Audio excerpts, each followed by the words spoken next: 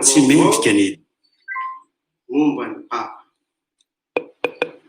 Faly miarakantsika menakapa. Manoloana ny vaovao tsy mitombona inina aela ankehitriny. Tsy eto amintsika ihany fa any amin'ny firenendehibe sasany izay milaza fa efa ankatoavin'ny papa ny fanambadian'ny sivily amin'ny olona mitovy fananahana, même sexe. Dia didiko amin'ny mahafilohan'ny fivolonam-beny veka aho ny mitona fanazavana mba tsy ampiroroasaina ny vahoaka tsara sitrapo, indrindra ny mpino katolika izay mety ho tafintohina na neo iny vaovao na eliny. Koa ambaro ketoana fa tsy marina velively, averiko ndray mandeha, tsy marina velively ny hoe efa nekeny Papa François ny fanambadiana sivily amin'ny olona mitovy fananahana, lahy samy lahy na vavy samy vavy. Voalohany aloha, ny Papa François tato ato dia tsy nanao fanehoan-kevitra momba io resaka io. Tsisy fanambarana vaovao nataony. Zava-dehibe ny manana an'izany. Fa inona ny zava-nitranga marina niteraka an'izao sahoan-kevitra mampikorontana izao.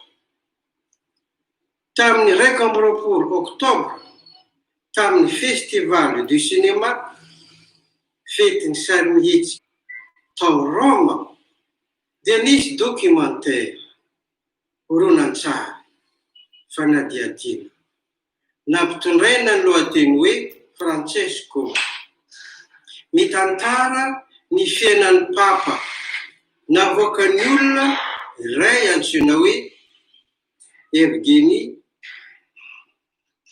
Evnesky, mialatsiny amin'ny mpanorona, teratany Rosiany izy io. Tamin'io documentaire io dia nisy ampahany kely 1 segonda nanapatambarana ny teny nataon'ny Papa efa ela be momba ny fanambadian'ny lahy samy lahy na vavy samy vavy. Zany hoe no tapatapahina ireo tenin'ny Papa ireo dia natambatra mba entina hanapirofo fa efa ken'ny Papa ny fanambadian'ny sivily amin'ny lahy samy lahy na vavy samy vavy. Nisy koa dikateny inona no tosoina avy amin'ny teny Espagnol, teny nitenenin'ny Papa rehefa nadika tamin'ny teny Italiana namoahana ilay documentaire. Taiza no nakany ireo tenin'ny Papa ireo? Tamin'ny interview maharitra adiny 1.5 nataon'ny mpanao gazety meksikana antsoina hoe Valentina Alazraqui tamin'ny Papa. Efa 12 volana lasa izay, ary efa nivoaka tamin'izany fotoana izany. Amin'ny teny Espagnol, ny nagaga tamin'izany fotoana izany, izay rehetra nahita sy nahare anio resadresaka nataon'ny Papa tamin'ny Valentina Alazraqui io, tsy nisy taitra ka nilaza hoe eken'ny Papa ny fanambadiana sivily amin'ireo homosexuel. Midika fa tsy nisy zavatra maneho an'izany tamin'io resadresaka nataon'ny Papa io. Fa sombitsombiny tamin'io resadresaka zay maharitra ora iray sy sasany io no notsongatsongaina arak'izay tiavana azy, dia narafitra anaty fehezany teny vitsivitsy zay maharitra 1 sekonda monja ka nanova tanteraka ny hevitra tian'ny Papa lazaina. Mampitenin'ny Papa zay zavatra tsy nolazaina koa. Faire dire au Papa ce qu'il n'a pas dit. Nampina amin'ny sombiny tamin'ny interview nataon'ny mpanao gazety tany ambony avion tamin'izy niverina avy any Rio de Janeiro sy interview hafa nataon'ny Papa. Dia rehefa izany teny fohy natabatambatra reo no nentina hanaporifoana fa hoe zany no hevitry ny Papa ary natao mahoraka eran-tany.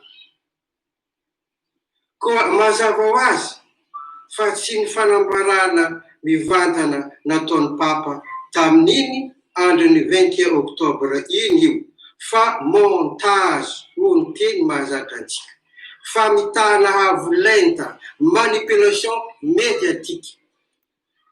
Tsy hoe akory zay rehetra mpilaza vaovao amin'ny firenena-dehibe no mivoa azy dia hoe marina avy hatrany.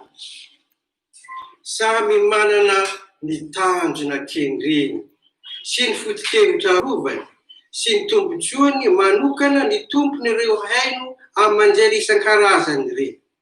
Ka aoka ho mailo sy tsy hinana ambolony isika. Nahoana re ny tenin'ny Papa no atao fitaovana anohanana ny hevitra izay teny hovozina sy ampanjakaina eto amin'izao tontolo izao hoe manoloana izany ary dia aoka ho tony isika menakany, aroka tsy ho tafitona fa tsy miova velively ny fampianaran'ny Eglizy Katolika mahakasiky ny fanambadiany lahy samy lahy na vavy samy vavy. Navitran'ny Papa Omboenombeny fa tsy tokony hafangaro velively ny fianakaviana araka ny sitrapon'Andriamanitra dia ny fanambadiany lahy sy ny vavy misokatra amin'ny fiterahana sy ireo karazana firaisana hafa. Il ne doit y avoir de confusion entre la famille désirée par Dieu, qui est l'union entre un homme et une femme ouverte, et tout autre type d'union. Mazava izany amin'ny taratasy ofisialy farany maneny fampianarana Eglizy Katolika momba io resaka io dia ny fanentanana apostolika mitondra ny lohateny hoe Amoris Laetitia, ny hafalian'ny fitiavana, navoakan'ny Papa François tamin'ny 19 mars 2016 ary nosoniavy ao amin'ny laharana fa 500 raika amin'ny 500 amin'ny taratasy io no manazava an'izany. Mba tsy ho lava ny resaka dia fanazavana ankapobeny sy fanambarana ofisialy ny hevitry ny Eglizy no nataoko teto mba tsy hampirorosaina antsika menakamo. Fa mbola hisy ny fanazavana amin'ny antsipiriny momba ireo tenin'ny Papa natao amin'ny dokumentera io. Efa maro koa ireo faleoan-kevitra manazava ny mahadiso an'io vaovao tsy marina ely io. Atao amin'ireo zanaky l'Eglizy tsara sitrapo zay mety ho hitanareo any amin'ny tambazotra an-tserasera. Koa amafiso ny finoana ary samia ho hitahin'Andriamanitra atsika menakamo. Pisaotra tompoko lahy, pisaotra tompoko lahy. Falomeravantsika rehetra amin'izao fotoana izao ary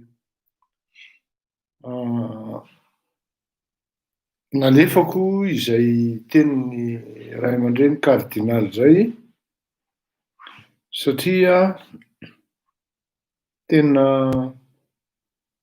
miainga ary mialany ny manipulation amin'ny fomba rehetra sy amin'ny hetsika rehetra. Tsy misy zavatra tonga ho azo eto ambonin'ny tany ka tsy maintsy azavaina, tsy maintsy mitondra fanazavana ihany koa tsika eto amin'ny ndao sy ny sahia. Misy teny kely averiko eo satria misy repérage tiako raisina dia avy eo manomboka tsika zafady satria za io sady manomana ny fandaharana amintsika amin'ny teny zao sady mihaino mitovy aminareo dia mikarakara ny fandaharana.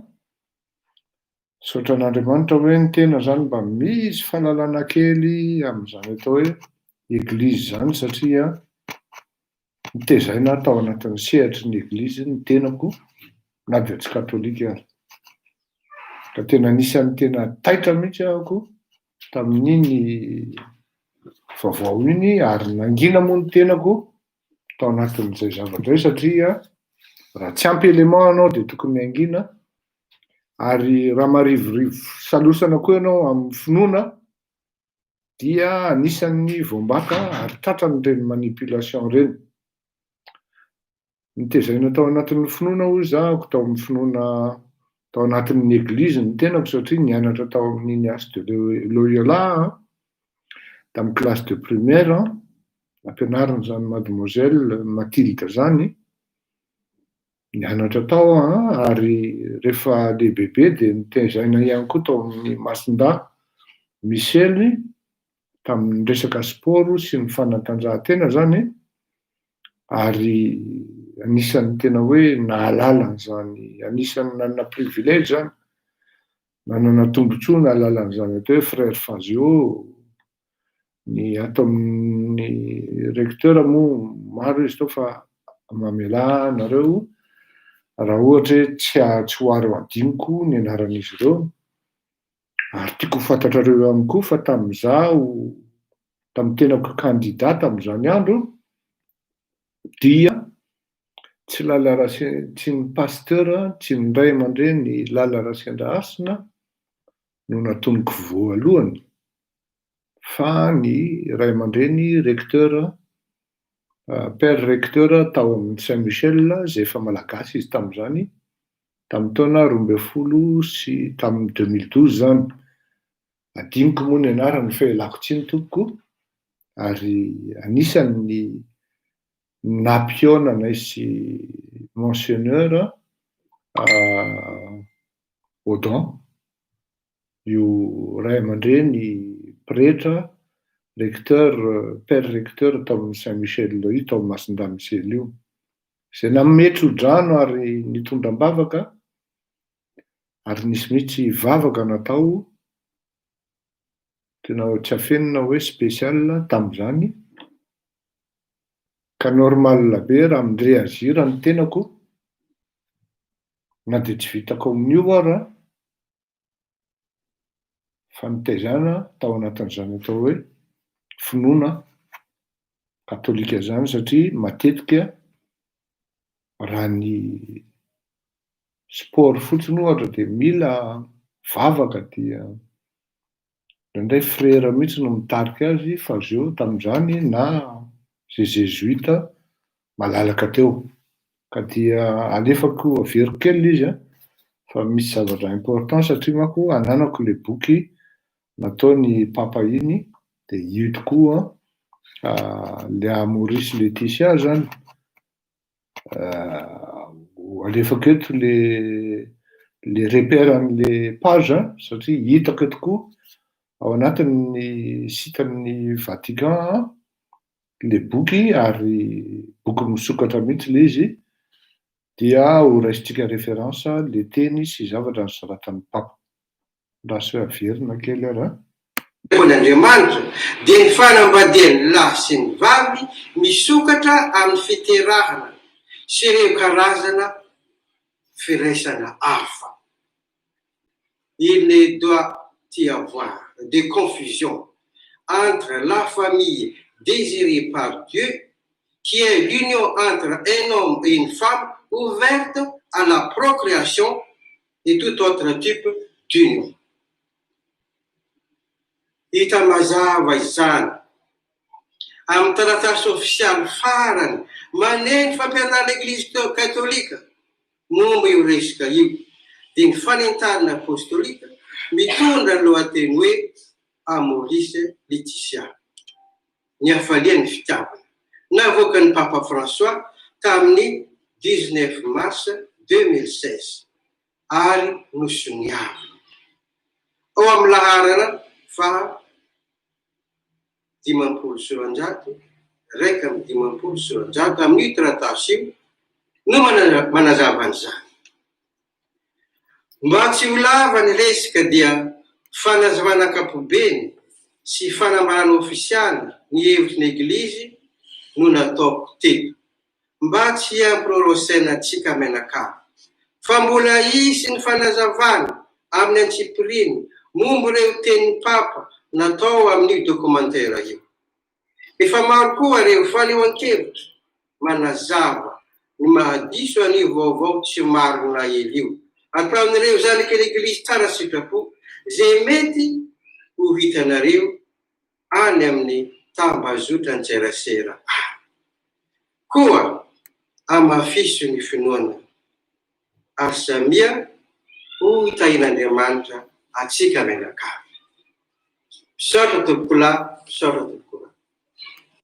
Sotranao kardinaly, ary mitondram-bavaka anao foana, ary tena zava-dehibe ny fanambaranao satria tsy afenina aminao fa na ny tena zao ary lasa saina ihany hoe ahoana zany zavadrany, ary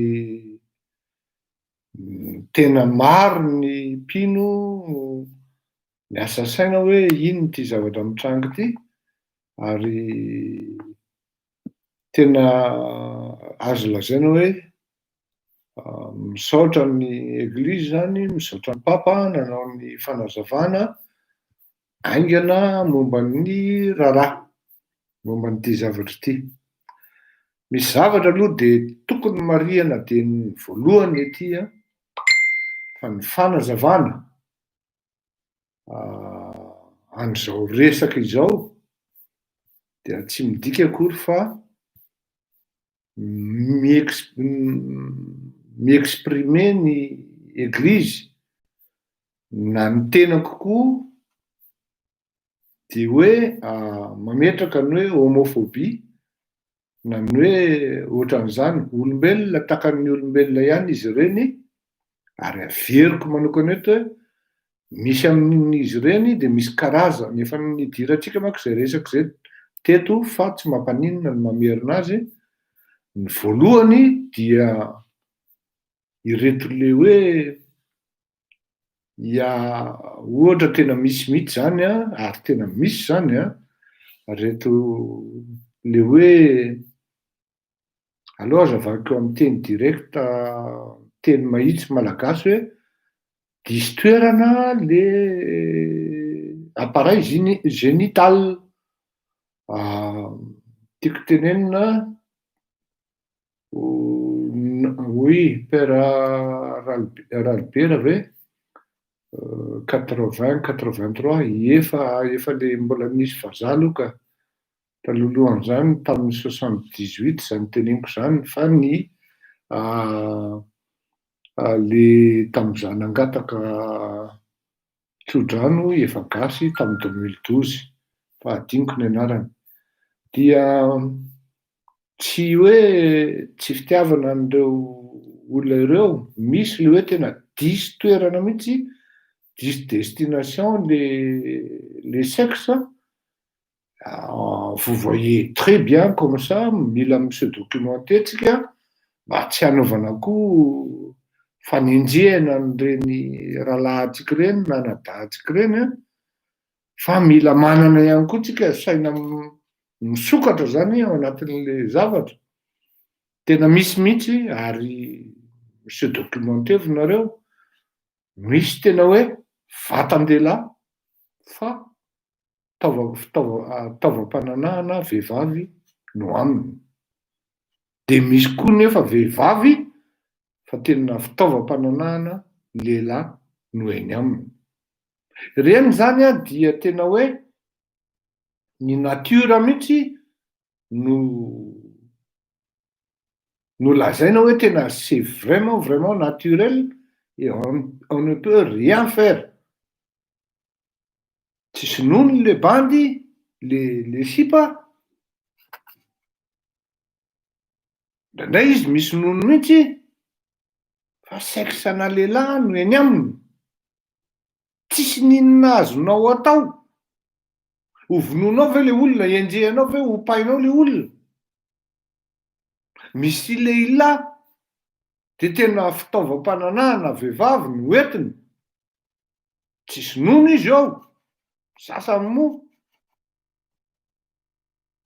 ndraindray misy nono ihany fa kely. Ary ity anankiray ity ny tena grave, misy izy roa mihitsy no entiny. Sady misy an'le vavy izy, misy an'ny lahy. Ka zay zavatra ve raisitsika hoe aretina sa handicap sa ino, tsy afaka ny juger an'izany atokoko. Satria tsy izaho no Andriamanitra nanamboatra azy ireny. Tsy manana jugement mihitsy any amin'izany, ary zay no mahatonga anao hoe ianareo rehefa manenjika an'ireny olona ireny mba hanaova ihany aloha fanadihadiana, satria le izy misy an'izay cas zay ny ankiray. Afaka manambady ve izy ireo na tsy manambady, tsy ihany ny problemako. Fa ity fanasiko etany ity kosa aloha de tena zava-dehibe ty ary ilain'ny mpino ty. Tokony ho fantatry ny rehetra hoe zay zany le situation. Nanao démenti ny papa, nanao démenti ny eglizy, fa tsy niteny an'izany papa. Ho lazaiko eto moa momba an'le rangahy nanao an'le film, tsy nanao an'le montage. Fa ny zavatra olazaiko alohan'izay dia azavaiko tsara hoe inona no antony mahatonga an'ireo reny olona ireny, du moins ty rangahy ty, le Evgeny ty zany, manao an'io film io. Ny kategoria faharoa dia misy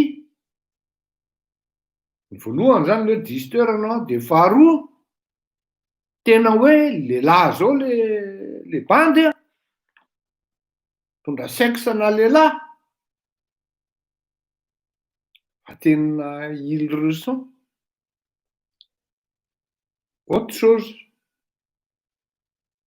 Tena tsy tia vehivavy fotsiny zao izy, fa lehilahy no tiany. Io zany de tsy fantatra koa ny mahatonga an'izay hoe inona ny mahatonga ny ralahy manao an'izay, tsy azonao tsaraina hoa sarotra ny tsaran'le izy, satria na ny fihetsiky le lehilahy de eritreretinao hoe lehilahy, de ny feony aloha tsisy basy, zany hoe tsy tsoatran'izany feoko zany hoe misy basy zany, fa manao ohatran'ny feona vavy, ary ny fihetsin'ny ray manontolo de manao fisehoana sy hetsika vehivavy. Etsak'ila indray ny amin'ny vehivavy, de misy vehivavy tena manao fihetsika lehilahy fotsiny zao, ary tsy tia lehilahy izy fa vehivavy ny tiany. Tsarainao ve izy ny am'izay sa ahoana? Oui, Père Corneille, merci Rodriguez. Sarotra ho ano mitsara an'izay, satria le tena le natiora ao anatiny mihitsy hoe vehivavy izy, fa elle se comporte comme un garçon, comme un homme. De mifanena amin'ny vehivavy mitovy recherche aminy izy, de miaraka tokantrano. De ohatran'izay koa hoe lehilahy tsy tia vehivavy fa samy lehilahy ry zalahy no miaraka ao. Fa ity kategoria fahatelo, ity fahatelo teneniko ity kosa, de tena azo melohana tsotr'izao.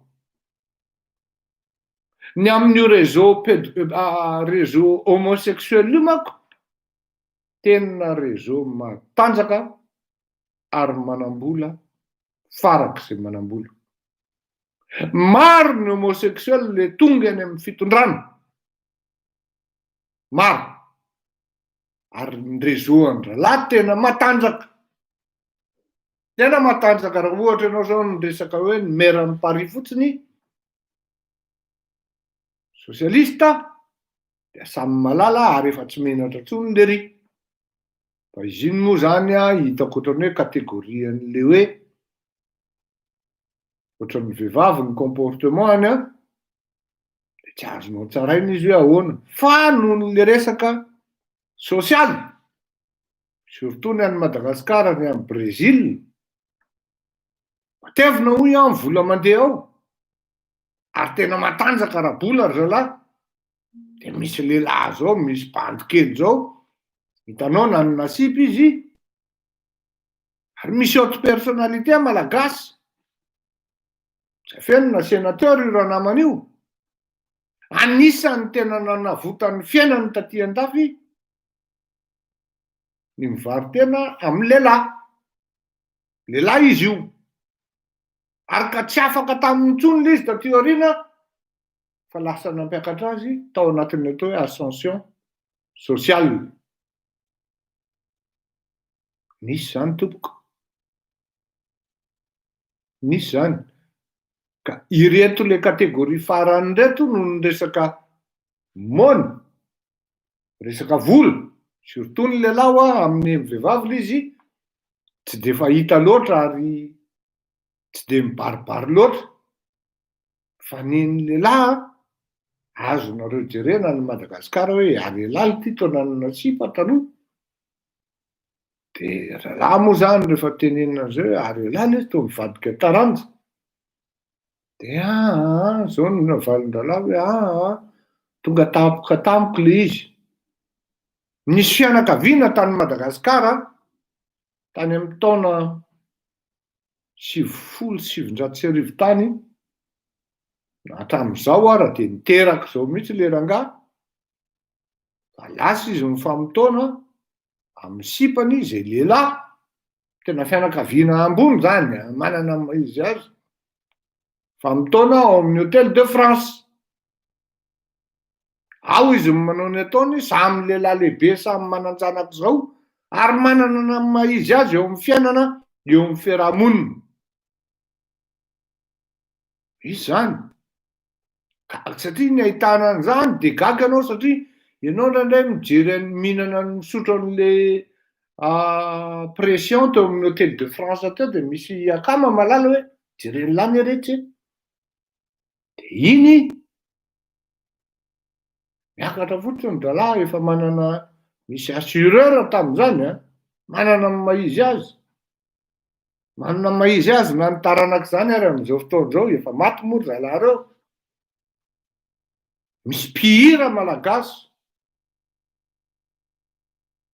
Zany hoe tiako tenenina anareo zany hoe ireto le fahatelo reto no tena manimba an'le zavatra izay miantra amin'le olona de manière naturelle, izay tsy azony ialana. Eo no manimba an'le fiarahamonina zany, zalahy reo zany reto le groupe fahatelo reto, pour des raisons sociales hoa, socio-économiques, de miditra ao amin'le taranja. Mafy be ary matanjaka be ny rezoan'ny-dralahy reo, ary manam-bola.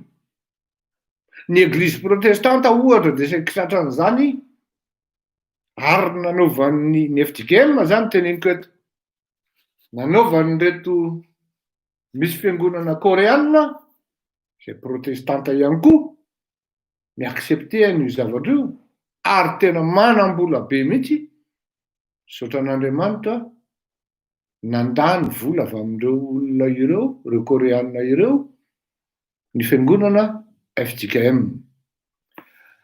Raha iverina ato amin'inona izy teo, ato amin'ny resaky papa zany tsika, surtout ny démenti nataon'ny papa sy ny cardinaly Désiré Tsaraazana, dia mazava zany le izy fa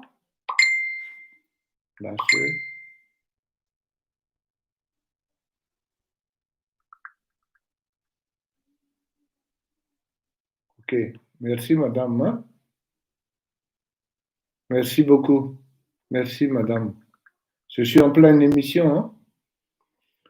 Satria ny olona zany zao miparticiper amin'le deuxième phase amin'le fitoriana dia mbola mandefa mitohy ny fandehafasana vola, dia manoratra amiko izy io hoe désolé ozy izy fa sekiny nalefako, c'est pas grave madame. Dia mazava be ny tenin'ny ray aman-dreny cardinal teo, aza adiny fa ny cardinal zany dia filohan'ny fikambanan'ny évêque any Madagasikara. Izy no anisan'ny hoe tambazotra amin'ny fifandraisana directa amin'ny Vatican. Tsy ho accepté ho cardinaly ny cardinaly, ny évêque, raha tsy misy ary ny Vatican no manao ny nomination sy misafidy amin'ireo évêque izay misy ao Madagasikara. Dikan'izany olona ambony zany, ary takany hoe filoha takany hoe je ne vais pas dire hoe ambassadeur, fa en quelque sorte zany ohatrohatran'izay, satria ny papa moa zany manana ny ambassadeur annonce any Madagasikara, fa ohatrany hoe ambassadeur ihany koa zany ny ray aman-dreny Tsaraazana, ary afaka mirepresenter tsara ny fiangonana katolika, ny église katolika any Madagasikara ny amin'izay zavatra rehetra lazainy ary afaka ihany koa izy miresaka amin'ny alalan'ny teny zay tenenin'ny papa ary tsisy atokisana na hoe tsy sanne souffre d'aucune crédibilité. Ino tizy teo? Ino moa tizy teo? Tsy azo dina hevitra zany macrédible ny zavatra tenenin'ny monseigneur na i cardinaly tsara azana. Tsy haiko moa ny fiantson'ny cardinaly na monseigneur na inona fa mba hazavao amiko Rodriguez raha diso aho. Mazava be zany le zavatra mitranga hoe nanao démenti ny papa, nanao démenti koa ny ray aman-dreny cardinaly Désiré Tsaraazana. Zao ny zavatra lazaiko amintsika zany hoe ny fandaharatsika dia normalement tsy misy ny latsinainy ary tsy afenina fa mbola valavalaka ny tena tonga eto amin'ity fandaharan'ity fotoana angalana aina nefa ny masina loatra zany atao hoe finoana zany, zany eglizy zany. Masina loatra zany hoe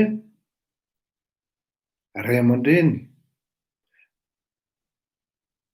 pretra, filohan'ny eglizy katolika ny papa no lotoana tahakon'io ka tsy maintsy hazavaina hoe zay mba kely ananako eto no entiko eto amintsika. Marioako tsara ho aho fa eto aho zany amin'izao direct zao no mizara aminareo ny kely fantatro amin'ny resaka manipulation, grosse manipulation mondiale zay mitranga amin'izao fotoana zao. Andefa hira kely vetivety aho, kely fotsiny makiko an'ity le boky nosoratan'ny pape ity zany mba ahafahako mietahe ny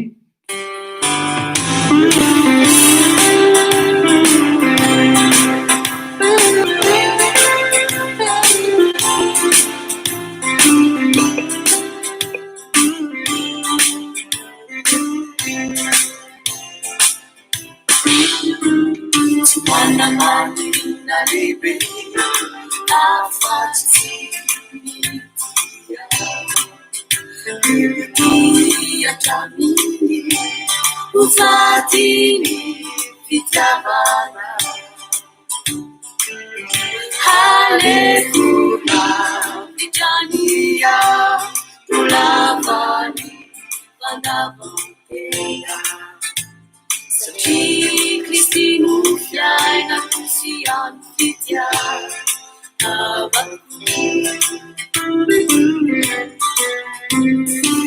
Alamalina Lebe Afati Tia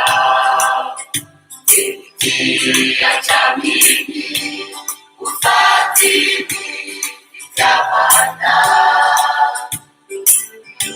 Alekula Vitania Tulavani Vandavantena Sati Kristi Nufiai na Kusian Vitya Ufikia mana Awakunika kunana Ufikia mana Awakunika nanipa Ufikia mana Awakunika kunana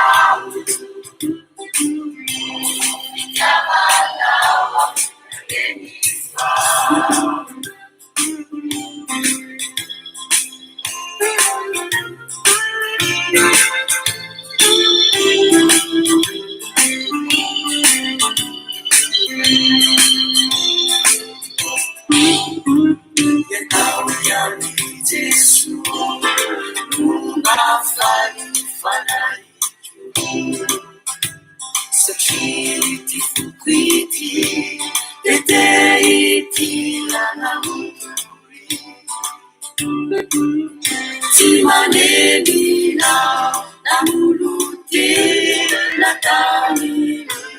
fitiavana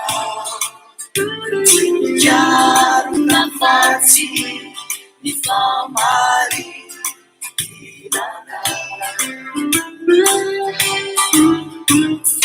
Saudade Jesu mafany anani Sejiti kupiti Dedei Tanau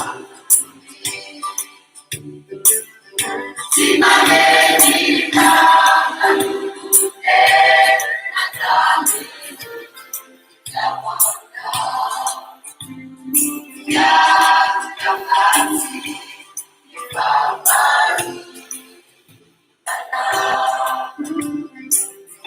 Kupitia Mana Awakutika Munana Kupitia Mana Awakutika Nenipa Kupitia Mana Awakutika Munana Kupitia Mana Nenipa Kupitia Mana Nenipa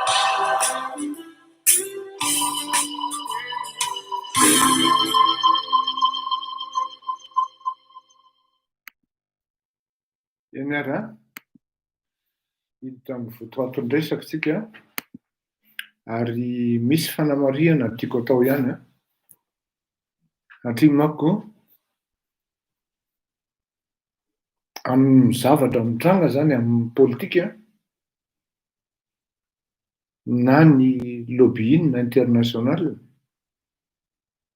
dia isika malagasy zany tena hoe zay no mandreraka ahako amin'reto intellectuel atsika reto zafatoka mangina sy mitazana fotsiny ny zavatra mitranga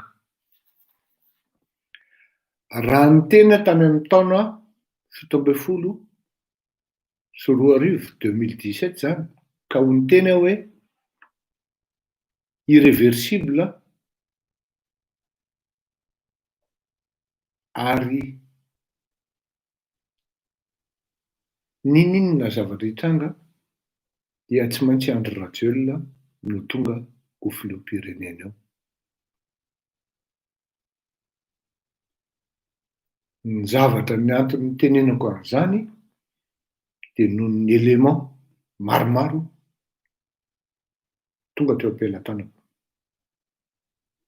Zany akory tsy midika hoe nanohana na nanaiky any Andriamatoa Andry Rajoelina hoe iny aho ka handeha hitonantonana hiara hiasa aminy. Raha izay. Raha miteny amin'izao fotoan'izao hoe Andriamatoa Trump no lany eo any États-Unis dia tsy midika velively zany fa manohana ny Trump ao. Analyse des faits FAITS no ataoko eto ary inoko fa ho raisin'ny maro ka afahan'ny maro ihany koa mandanjalanja hoe tafiditra ao anatin'ny spirale infernale isika malagasy. Ary ny Amerikanina dia tsy ho tafala amin'izany koa. Tsy ho tafala amin'izany satria ny zavatra maromaro mandeha sy mitranga karazana hoe phénomène zany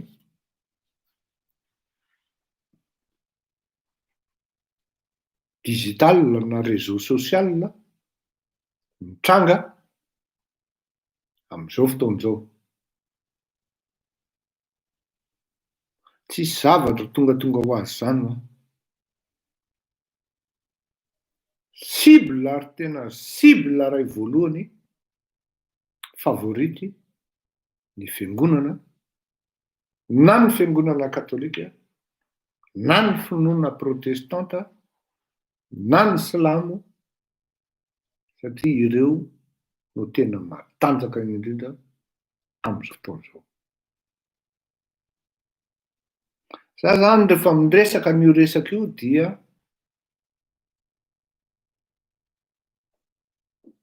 tena tsy afeniko hoe aza manivaiva ny finoan'ny hafa. Zay aloha ny base voalohany zany. Aza manivaiva mihitsy ny finoan'ny hafa. Fa sehatra lolovin'ny manipulateur ianao à partir du moment tafiditra am'izay. Sahirany la Frantsa amin'izao fotoana izao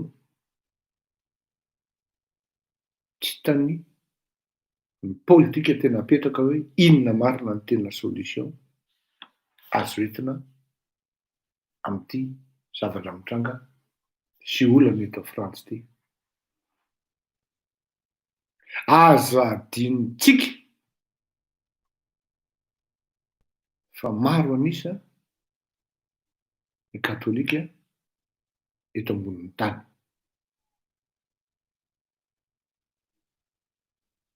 Maro anisa. Taddio tsara fa tany amin'ny taona 2010 dia nisy inona nampiazakazaka ny finonganana ny Andriamatora Valomanana.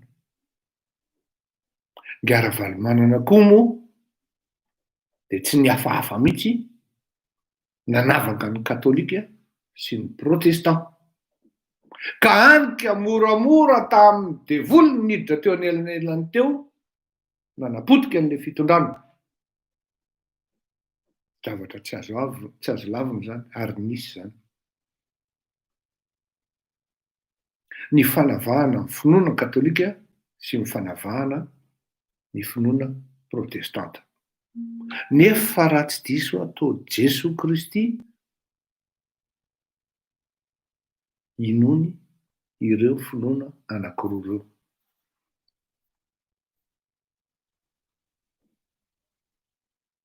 Normal raha tsy nanaiky ny katolika fa niezaka nametraka ny azy. Zany hoe nisy zany le friction favorisé par voie de manipulation. Fa tsy mifatoka tany amin'le finoana ntsony hoe samy mino an' Jesoa Kristy ne ary samy malagasy dia tokony ifandray ary hitatana an'le firenena miaraka. Ary ianao koa zay mino an' Jesoa Kristy tsy afaky nirehareha ianao hoe ianao rery ny tompo marina.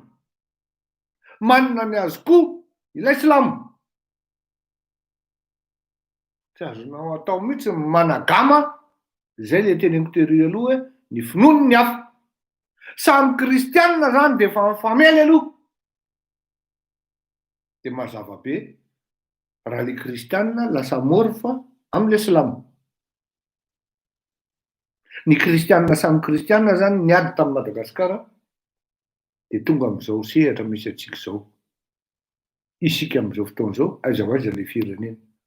Tamin'izany andro rano dia nisy mihitsy hoe tsisy idiran'ny fivavahana amin'ny politika. Dia teo daholo ny mifesona le kristianina rehetra dia nahazo toerana, nahazo bahana ny devoly dia tonga ao anatin'ny fahantrana isika menakavy. Zay ny réalité any Madagasikara. Zay tena hoe tsotra kely ny anam-potehana sy ny andavozana anao ara-panahy. Fa ianao tompony mihitsy ara no miteny hoe tsisy idiran'ny fivavahana amin'ny politika. Dia tsy mbo mivavaka ve ianao na indray mandeha raha hoe Jesô tahio ny firenenay. Politika goavana ane zany. Maninona Jesô na sy ianao ny firenenao rehefa ianao ara miteny hoe tsisy idiran'ny politika amin'ny fivavahana. De normal ianao raha ozitra zao hoe io arany ianao reveo. Reveo ao arany ianao ozy izy, de io anao mipotika. Tsy voavakin'le kristianina. Tsy voavakin'le malagasy akory hoe orzalahy. Mandeha any amin'ny lalana diso any atsika zany, mitsipaka savaty dobla an'Andriamanitra, an' Jesosy Kristy. Tsy tsapany akory zany. Tsy tsapany akory hoe ity fireneny tiano zao amin'izao fotoana zao, ty avy amin'ny andakana an'Andriamanitra hoe tsy izy ianao hoe tsy izy ianao any amin'ny fitantanana amin'ny fireneny. Zany laïcité zany Mostafa entina aniliana an'Andriamanitra zany. Tena lazaiko anao zany. Ny Amerikanina teneniko aminao, mivavaka ary tena mivavaka rehefa mandraika ohatra anao miona amina haute personnalité amerikanina eo amin'ny fitondrana, de hivavaka izy aloha. Aleotsika hivavaka aloha izy. De mifandray tanana raha olona roa izy ny eo, de manao cercle de manao ohatran'ny tsy haiko ny filazan'iny amin'ny teny gasy fa misy tanana an'le mifandroina, de mivavaka izy aloha. Ny Allemand firenena tena mivavaka. Oui, Angela Merkel mandeha any am-piangonana tompoko. Fa ianao tratran'izay laïcité zay de tsy hainao akory. Ny dikany hoe laïcité tsy midika mihitsy hoe roay Andriamanitra. Aza manompo an'Andriamanitra ianao anatin'ny fitantanana amin'ny firenena, tsy midika an'izany. Même Macron il a dit la dernière fois. Tsy zany ny dikan'ny laïcité tompoko. Jereo le discours nataony momban'ny séparatisme iny. Il y a pas plus tard que 2 semaines. Fa ianao tsy kopy amin'izy de lasa ianao tsy pahanao Andriamanitra ao anatin'le fitantanana. Normal ianao raha midona amin'ny rindrina. Normal. Ianao fa mitantana zavatra vahoaka ny entinao. De lasa ianao manao hoe tsisy idiran'Andriamanitra ato. Normal ianao raha ohatran'izao. Zay zany ny any amin'ny sehatra ny Madagasikara. Fa ho hazavaiko ny sehatra mondial. Tsy midika ho aho hoe pro Trump raha miteny aho hoe Trump ny lany eo. Zao ny zavatra mitranga. Miangavy anareo aho mba hijery ny reportage indrindrandrindra ny moaly alina tamin'ny TV5 momba an'le groupe Anon. Zany hoe Q anonymat zany. Réseau tena matanjaka io ary tena manomboka matanjaka. Q zany ohatrany hoe que Anon any États-Unis ary misy tompony izy io. Zao manko mampatonga an'le izy hoe irréversible. Tsy haiko mety manana hoe SAUT SAUT na hoe miverina manana hoe conscient ny Amerikanina zany amin'ny danger zay mety hiantra amin'le fireneny. Ny réseaux sociaux tompoko any États-Unis matanjaka be. Ary ray minitra ny information de miparitaka. Araky ny nazavaiko teto hoe ny Fox News fotsiny sady manana ny réseau-any izy amin'ny maha site d'information et de médias azy no arahana Tsy réseau social akory ny Fox News fa mampiasa koa izy. À peu près any amin'ny 90 millions d'Américains no manaraka ny Fox News. De zao, remarqueo tsara tamin'ny vao tonga teo amin'ny fitondrana i Trump, de rehefa namory ny tompona andraikitra ambony amin'ny tafika Amerikanina izy tao Maison Blanche, de nisy zesta nataony. Nanao ohatran'izao izy. Zesta vaovao io ary tsy nisy kaopy tamin'izany andro zany fa amin'izao fotoan'izao vao kaopy ny olona hoe Q le Chine nataony. Ary rehefa akaikikaiky ny ho lany na hoe tonga any amin'ny élection rehefa tafapetraka tsara zany le travail amin'ny réseaux sociaux natao hanapitehana ny Hillary Clinton dia nanomboka mipoitra ny Q. T-shirt zany misy Q eto de ohatran'izay. Tany zany io de efa nanomboka fa tsy nisy na remarque. Miverina io zavatra eo amin'izao fotoan'izao. Q anon.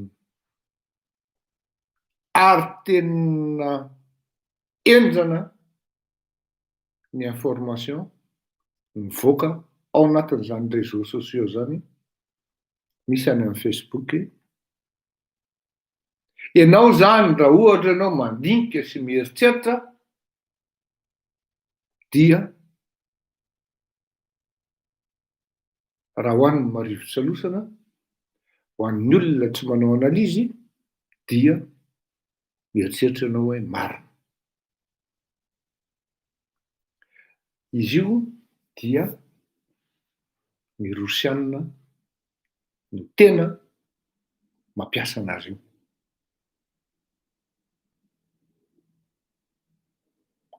Russian-backed organization amplifying QAnon conspiracy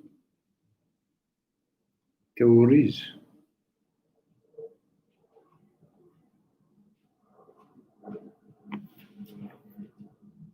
Tamin'ny Reuters zany no mivoaka tamin'ny volana 24 août 2020. Zany hoe tena théorie de conspiration zany io. Dia ianao koa moa zany raha tsy mitandrina dia vitan-dralàna no miditra any anaty satria le hackers russe matanjaka be ary maro izy ireo no any États-Unis mihitsy no mipetraka dia tafiditra ao anatin'ny cœuran'ny système-ny ordinateuranao izy de ninona secret anao de efa azony daholo. Ianao tsy malala akory hoe espionner ny ordinateuranao. Ohatran'izany zao ny zanaky Joe Biden, tsy nitandrina izy, tsy nanao contrôle izy, fa hay ny fijerevan'ny site pornographique amin'ny resaka rapport sexuel amin'ny zazakely, tratran'ireto hackers russe reto. De exploiten'ny réseau QAnon izy rehefa avy eo. Malaza be any États-Unis amin'izao fotoan'izao hoe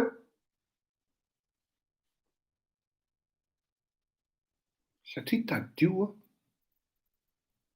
ny Amerikanina de majorité mino an'Andriamanitra, kristianina zany, mino an' Jesu Kristy.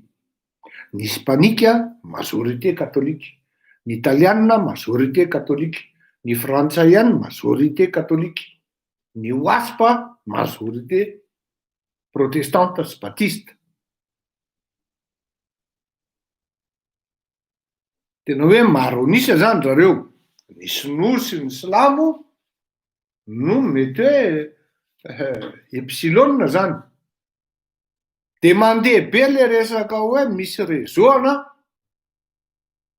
pédophilie ao anatin'ny fitondrana ary voendokelika zany ny demokraty.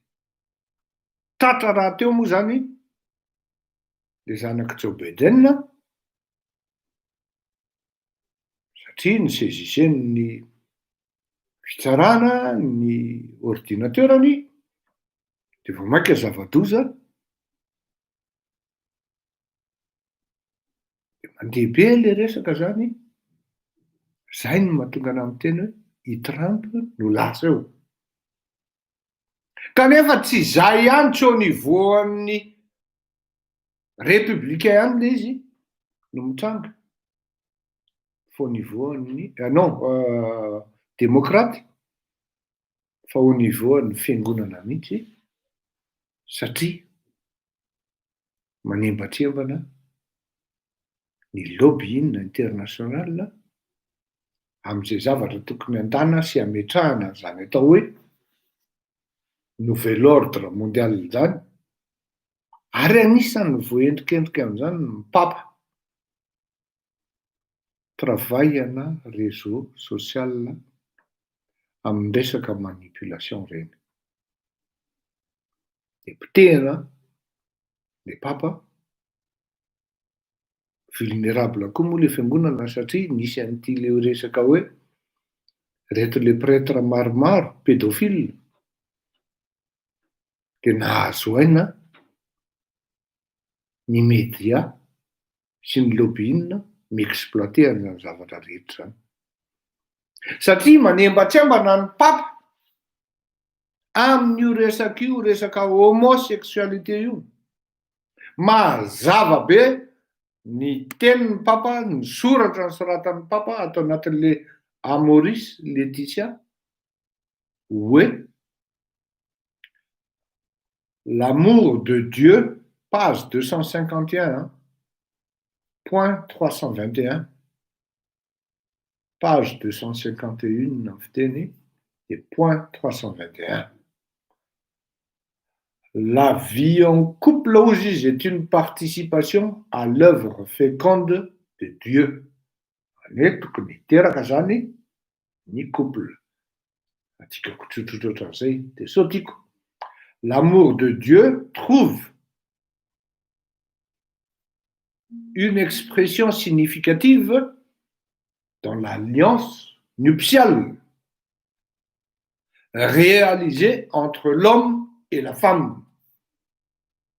Tany amin'any ratana an'ity boky ty zany ny papa de efa niteny, tsy tadidiko moa izy teo tamin'ny 2015 izy ty nisoratana sa ovino. De efa niteny ny papa hoe entre l'homme et la femme. Précisé tsara mihitsy, c'est pas aujourd'hui, après avoir écrit un livre qui fait je sais pas combien de pages, tsy tadidiko na eo ary izy, dia iny ny papa andeha hanoratra, andeha hidémentira ny zavatra soratany lui-même, 259 pages. Dia ao zany mahatonga atsika hoe tsika mpinokondra zay marivo salosany. Mba niandra zany ny réaction-ny fanjakana malagasy amin'ireny olona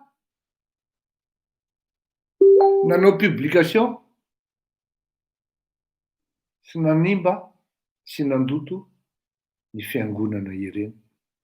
Ny zany afatra ataoko amintsika protestante, afatra ataoko amintsika rahalahy katolika, ajanony le fanavahana hoe mandeha mako le feo amin'izao fotoan'izao. Tsy manaiko ny katolika ny elany Andriamatoa Andry Rajoelina. Raha sanatria marina izany resaka zany tompoko, de firaisana tsokombakomba ao amin'ny zavatra tsy mety, ka normal le mpino mirorosaina hoe fa ahoana mariny e. Inona zany ny ilanan'ny eglizy rehefa tsy hiteny ny zanany hoe ary efa miezaka ireto eveka maromaro isaky ny manao fivoriana asa izy iny le mandeha isaky ny 2 volana mamoaka ny tsy fahafaham-pony eglizy katolika zany, mamoaka ny tsy fahafaham-pony amin'ny tsy mampety ny fitondrana amin'izao fotoana izao ka mandefa critique sévère, observation sévère. Fa misy olona ty ambadika te hanonga-panjakana maiky de micrée an'izay le zizany izay hoe tsy manaiko ny katolika anongana anga André Rajoelina. Il ne s'agit pas de hoe manongana. Ils ont fait, les évêques ont fait des observations acerbes. Io no hoe mandinika fotsiny ianao zany de mieritreritra anao hoe marina ve zany resaky zany. Fa raha olona vendrana ianao zany ka tsy mandinika ny zavatra hoe vao malomalo ny eveka nanao déclaration hoe tsy mety ny zao, ny kardinaly anisan'ny teny hoe mahantra le malagasy zao tokony andeha aingana kokoa ny fampandrosoana. Zay ny fetra azon'ny eglizy na ny fiangonana tokony atao. Fa tsy anjaran'ny fiangonana no mandeha hiteny hoe ahonga ny André Rajoelina na protestante izy na katolika. Tsy anjara amin'ny fiangonana zany. Io no mijanona le barieran'le laïcité. Fa ny fiangonana afaka miteny ny André Rajoelina, afaka miteny ny Marc Ravalomanana, apetrao anatin'ny finoana sy ny fitandremana ny fitantananareo. Fa ohatra ny voana amin'ny fitazana kristianina ny lalanareo. Zany azo amin'ny fiangonana tsara atao. Azo amin'ny fiangonana atao ihany koa nefa no miteny hoe rehefa hita fa tsy zaka na tsy hay le fitantanana na le fitondranan'le firenena de ny fahendrena dia mametra-pialana. Azo amin'ny fiangonana atao mihitsy zany. Satria manko rehefa hiteny an'izany ny fiangonana ny rino de avy indray ry vendrana hoe laïcité.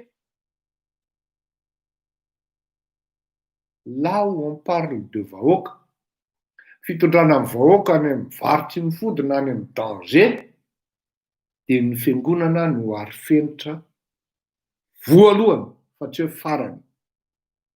Zay manko no mahadiso atsika amin'ny raharaha sy fandiniana n'le raharaha.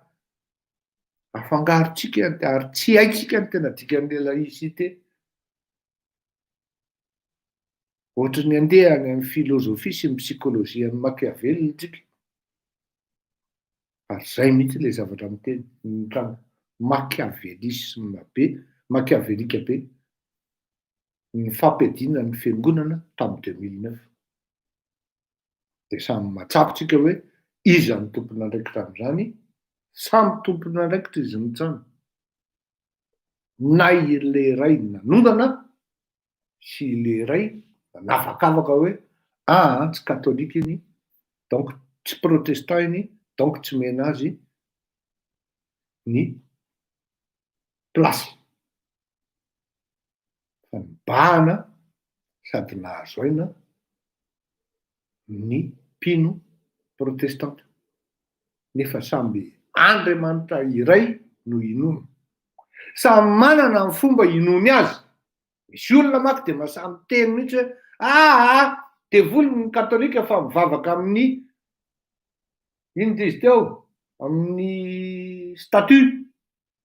Aza tsarainao re ny finoan'ny olona e, ny anao koa ny azo ny tsarainy e.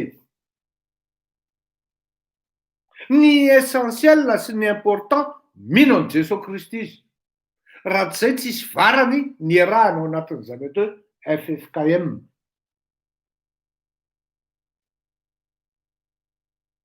Donc, avy reno ary very feo sy révision ny manuel anao miresaka amin'ny laïcité fa tady anaiky an'le principe amin'ny Machiavel tamin'izany andro isika mianakavy. Zao ny zavatra mitranga amin'ny firenena nanisaka an'Andriamanitra. Madagasikara zany anisan'izany. Mitsipahanao Andriamanitra ary menao daka mihitsy. Io zao anao lova rasolo de diso anao. Diso anao. Amin'ny fitantanam-panjakana sy ny politika. Rehefa hita fa tsy mety, tsy maintsy miteny ny fiangonana hoe efa mandeha any amin'ny lalana diso izany aiza le fahendrena kristianina ao anatin'ny fitantanana. Fa hita zao le olona fa mangalatra sy ny karazany de anginy anao ho teneninao ohatran'io hoe fitantanam-panjakana sy politika. Izay le azavaiko eto. Ny laïcité tsy midika hoe dakao Andriamanitra ary aza mezina sehatra izy ao anatin'ny fitondrana sy ny fanompoana ny vahoaka. Mipira anao ny maheno hoe miditra am-piangonana mpitondra amin'izao fotoana izao.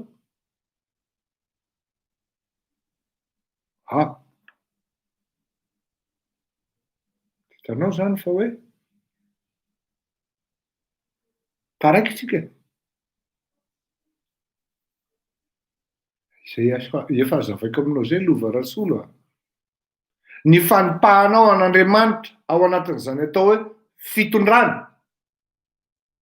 De za aloha efa tsy mino anao zany. Zavatra hafa ninonao. Ianao zany lasa mieritreritra anao fa ianao ny mahay.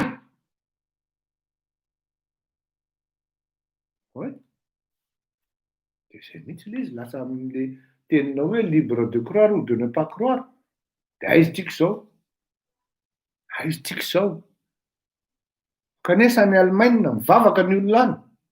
Makanesany Irlande mivavaka ny olona any. Mankanesany Angletera mivavaka ny olona any. De anao voapozin'le définition tsy azonao akory ny dikan'le laïcité de iny anao ny difotra potika anao. Anesany États-Unis mino ny olona any. Manao prestation de serment ny président américain eny an-tanany baiboly mba jereo daholo. Ny anao inona ny nataonao? Naisaka ao amin'ny baiboly. Fa inona ny dikan'le prestation de serment? Dika za zany le fototry le serment mihitsy de avy amin'le finoana. Amin'le finoana an'Andriamanitra. Ka raha tsy mifototra amin'le finoana le zavatra ataonao n'Andriamanitra de iny anao very baibay amin'ny katesisme. Jereo tsara ny arabo. Reto le emireto mivavaka reo. Mivavaka izy ary tena vao tonga ny zoma. Iny izy menakavy makany amin'ny mosquée. Kanesa anao any Qatar, makanesa anao any Dubai. Mangingina ny tanàna. Mangingina ny tanàna rehefa zoma. Mandeha mivavaka amin'ny fanjoy any amin'ny mosquée zareo. Normal izy raha manan-kareo. Tahinin'ny Andriamanitra tompony izy sy inono. Eny an-tanany eny tsy maintsy misy an'le ohatran'ny ianao mieritreritra hoe collier misy perle boribory zay izy maromaro. Tsy maintsy mivavaka in-telo isan'andro reo olona reo. Mahita olona zao any Madagasikara any. Karany io. Vao mifanao fotoana aminy ianao amin'ny ray sasany. Amizay manko vita mivavaka ataony. De ao anatin'ny mivavaka ataony eo izy de sady manasa tarehy, manasa tanana, madio tsara. Normal be raha mandeha ny businessiny. C'est l'un des premiers riches karana a Madagasikara. Vavaka izy ary tena iainany ny fivavahana. Na ohatra ary izy fetsifetsy aminao, fetsifetsy amin'ny malagasy, ny ataondry izy amin'ny ray tsy maintsy mivavaka. Alohan'ny asana ampiasana ary mandoalika tena misy toerana iny mihitsy ny tapihany ampiriminy avy eo.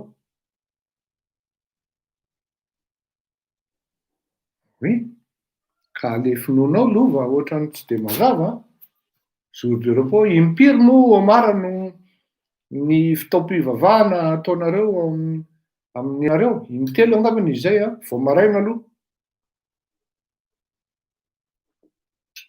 Ary manao an'izany ireo 5 fois par jour, jereo amin'izany vitsy anie ny firenena Silamandry aiza Inde zao, lasa lavitra be mihitsy. Lasa lavitra be mihitsy. Ao aoriana kely, afaka 10 taona na 15 taona eo raha be indrindra, raha ny projection an'ny économiste dia ilozan'ny Inde, Chine.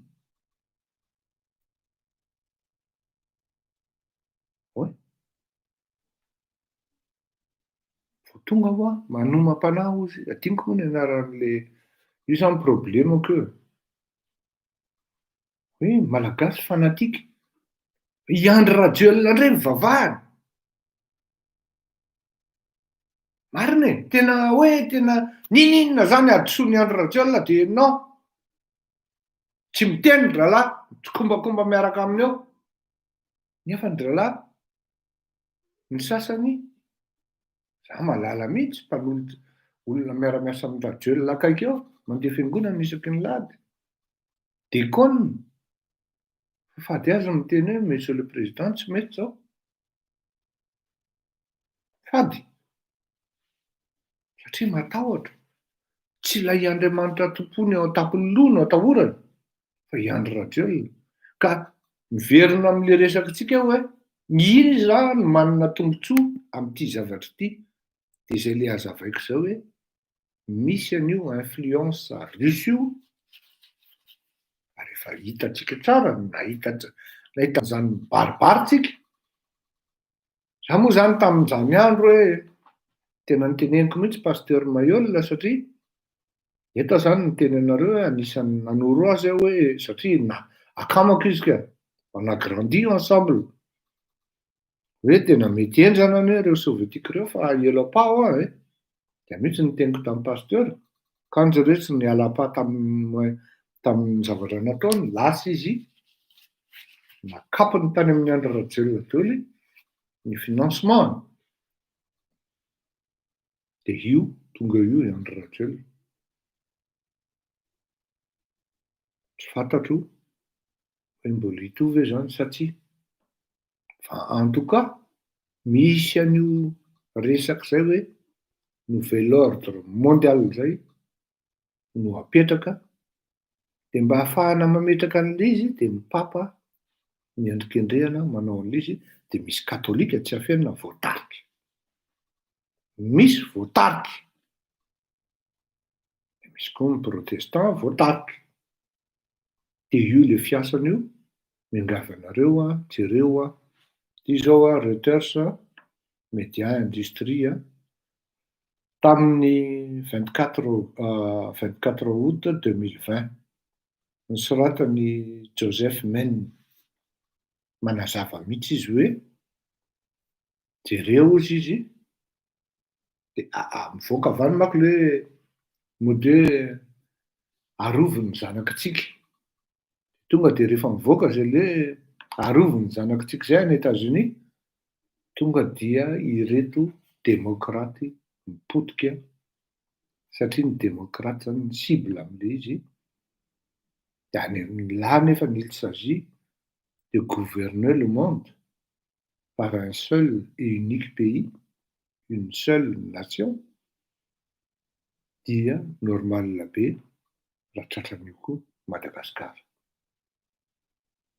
Jereo vakio ny document momba ny QAnon.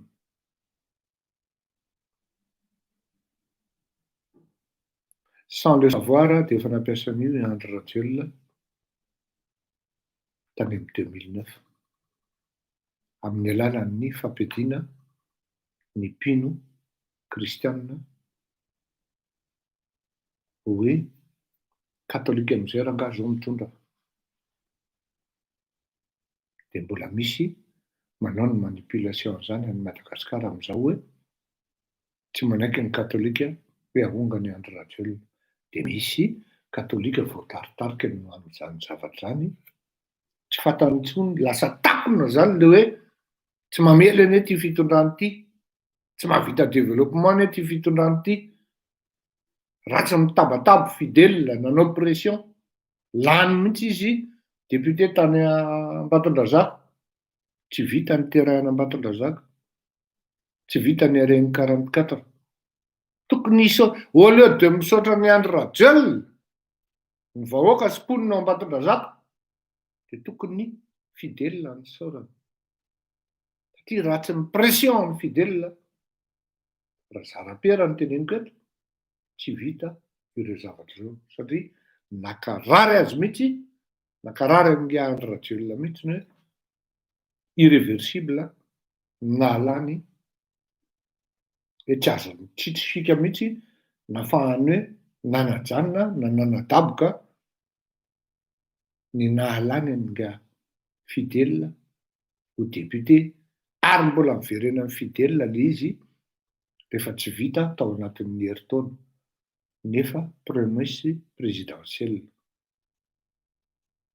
Tiako tenenina amintsika hoe ny zavatra mitranga ohatran'izao dia misy zavatra ezahana ho apetraka eto ambonin'ny tany. On ne sait pas qui exactement sont derrière tout ça. Nga Evgeny aloha zany tsara ihany ny ilazako anareo azy hoe izy dia jiosy rosianina. Dia avy indray zao ny sasany mihazakazaka hoe ny jiosy ratsy. Aza manao amalgame azafady. Fa ty bandy ity zany, c'est un jeune teraka tamin'ny 72 le daly, dia tany Kazanina izy niteraka, Evgeny Afinivsky. Fa jiosy rosianina izy fa mizaka ny nationalité américaine, zany hoe mipetraka any États-Unis ny adaly. Tany amin'ny république-ny Tatarstan,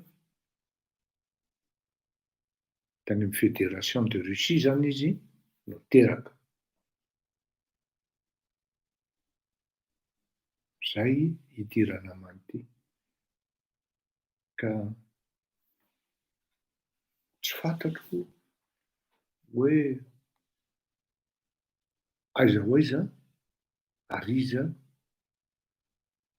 no mahazo tombotsoa amin'izany zavatra rehetra zany. Ny marina dia misy antony lehibe, ny antony hanapotehana any Papa dia ny fametrahana, satria manelingelina amin'io vola be ho tena miteny anareo fa tena hoe raha sanatria ireo mpitondra malagasy ireo zany tany amin'ny filohan'ny Vatican dia efa nekeny drala. Satria vola be ny vola mandeha amin'io ary manemba tsy aman'andrala amin'ity le resaka réseau an'le kategoria fatelo teneniko ity fisian'ny Papa anisan'izany io manko hoe moderne amin'izao fotoana izao. Ny atao hoe moderna zany dia manaiky an'io zavatra io. Ny zavatra tena ho problème. Hitanareo un moment samy naheno tsika saky nanaiky an'io ny fanjakana malagasy fa tsy ampy fotoana akory zay. Nanaovantsika tamtamina be zay vao niempotra. Mieritreritsika zany hoe inona raha na tonga ny rahalahy hiditra tamin'io, saika hiditra tamin'io, vola be ry malagasy. Dikan'izany mahaiza ianao mifidy rehefa ho avy ny fifidianana. Tena miteny aho zay. Raha vao misy fofopofona, an'le fiaviana teneniko teo, dia efa elao pas. Tena miteny aho zay, elao pas. Raha tsy te ho tafiditra amin'ny angano. Misy intérêt goavana amin'ny resaka fametrahana ny zavatra io, ny fanapitehana amin'ny papa.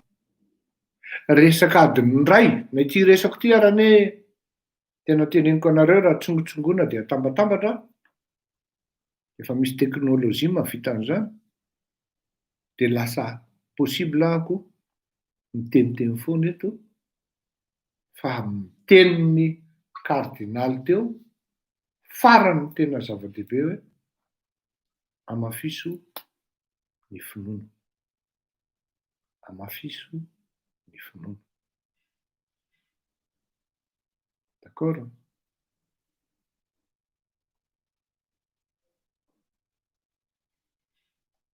Efa iraray alohan'ny hidirana amin'ny fandaharana ny voto-kevitra faharoa.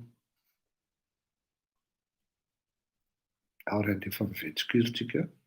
Idiranao atoaniko, fa manona teny iray dia ho sitrana ny fanahiko. Tompo tsy mendrika, nidiranao atoaniko ry tompo fa manonona teny iray dia ho sitrana ny fanahiko, fa manonona teny iray dia ho sitrana. Tompo tsy mendrika, nidiranao atoaniko ry tompo fa manonona teny iray dia ho sitrana ny fanahiko, fa manonona teny iray dia ho sitrana. Mandrenesa ry ave, ekeo vavaka aho, fa ory sy mantra. Arovony fanahiko, fa tia vavaka aho. Vonjeo ny mpanomponao ry Andriamanitro, fa ianao no ametrahana ny fitokiana. Mamindra fo amiko ry tompo, fa mitaraina aminao manontolo andro aho.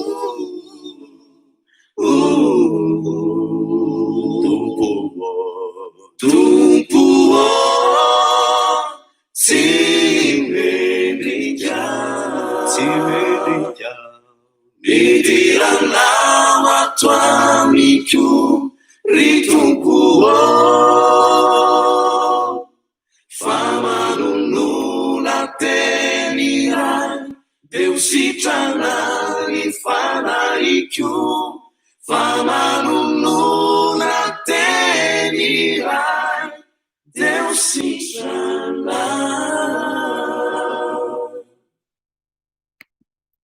Saotra antsika amin'ny zany hira zany, vetsikira no manao an'izany a. Antsa katolika zany a, volume faharoa. Tsara be tsara ary saotra betsaka azy ireo. Ny vetikevitra faharoa dia miresaka hoe rehefa ratsy ny zavatra ataonao, na ratsy saina ianao zany, dia aneurinany, tsy maintsy tonga ny fotoana amin'ny ora iray tsy ampozinao, andaovanao ny hetra tamin'ny ratsy rehetra vitanao. Rehefa ratsy ny sainao, tsy maintsy ho avy ny fandaova-ketra, na ho elana, na ho ela, na ho aingana. Zao le izy le taritana ny saitsika dia zao. Arak'le teny nataoko fanazavana nataoko farany hoe tamin'ny latsinainy angambany izy iny tamin'ny herin'ny androany talohan'ny farany moa zany dia nazavaiko hoe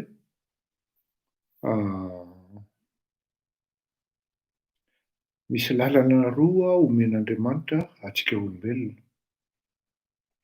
ary safidy lehibe izy io amin'ny fiainantsika iray manontolo mihitsy ary tsy azontsika atao mihitsy hoe Andriamanitra no tompon'andraikitra amin'ny safiditsika. Ao anatin'ny fiainana dia voalohany indrindra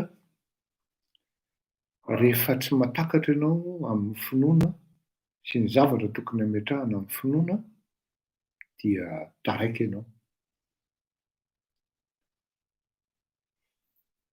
Tao anatin'ny fianarana ny soratra masina dia hoy le mpitandrina izay hoe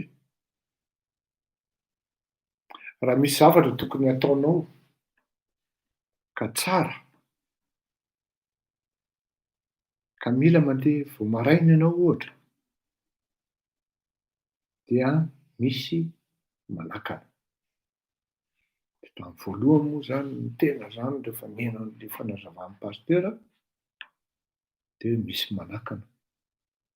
Tonga dia tonga saina tao voalohany zany hoe normalina be fa maizina dia misy mpanendaka. Dia iny zany ny mpanakana tonga tao anatin'ny sainy. Ka ity zavatra tenenin'ny pastera dia hoe ny torimaso no sakana voalohany.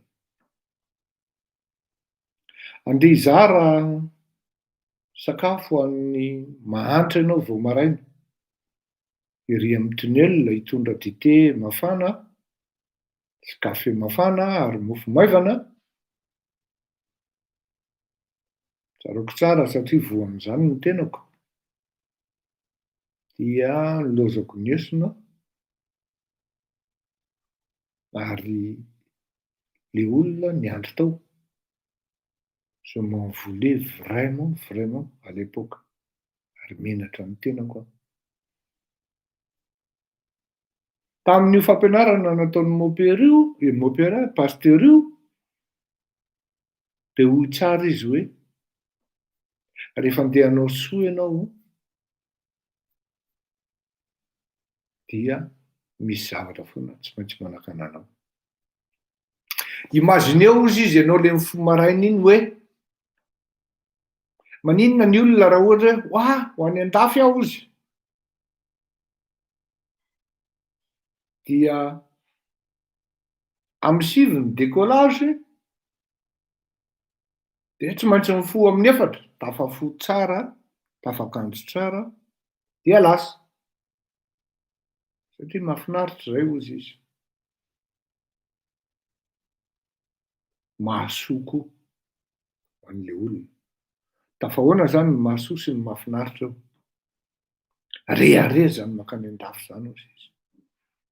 Ka tetin'le fireharehanana iorinany dia lasa. Fa raha andeha hanao soa ozy ka hoe hifoha amin'ny efatra, ao ny hoe amin'ny efatra latsaka fefany vao mifoha ary tara amin'le fanaovana an'le fahasoavana. Ao ny tsy tonga mihitsy teo anaty tena voadona teo ary voa.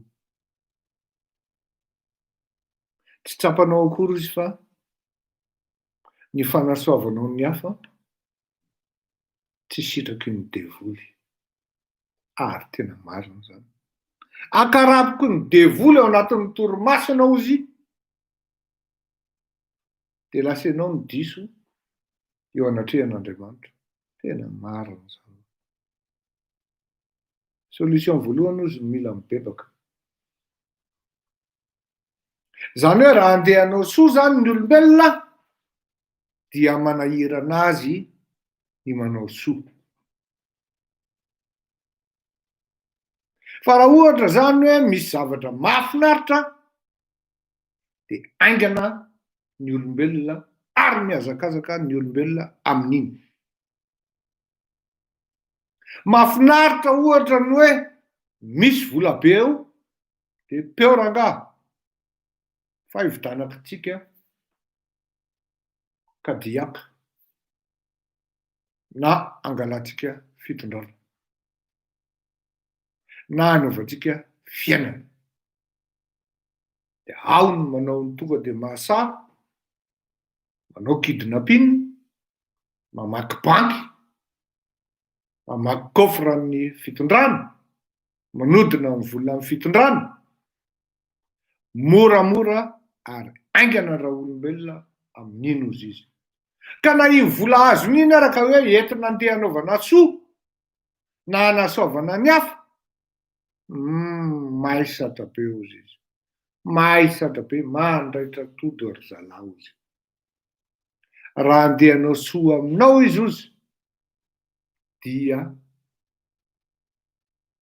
tsy volany na ny fananany nanaovany soa aminao, indrindrindrindra fa ny mahatra.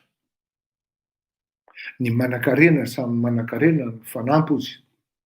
Misy étude zay nataona kabinetra amerikanina zay ho an'ny ONU zay raha tsy diso na ho an'ny gouvernement amerikanina, tsy tadidiko fa tany amin'ny taona 2014 tany le izy no natao. Dia zao ny résultat sy ny résumé tamin'io. Makarary manan-karena ny mahantra, ny manampy ny mahantra. Zao izy izy. Raha ohatra olona ny aina tao amin'ny fahantrana no nanan-karena ka lasa nanana harena, dia ireny olona ireny matetika no manampy ny mahantra. Ary matetika ozy izy ny tsy dia tena manana no manampy ny mahantra. Tena nandinika fiainana, nandinika zavatra mitranga, tena marina.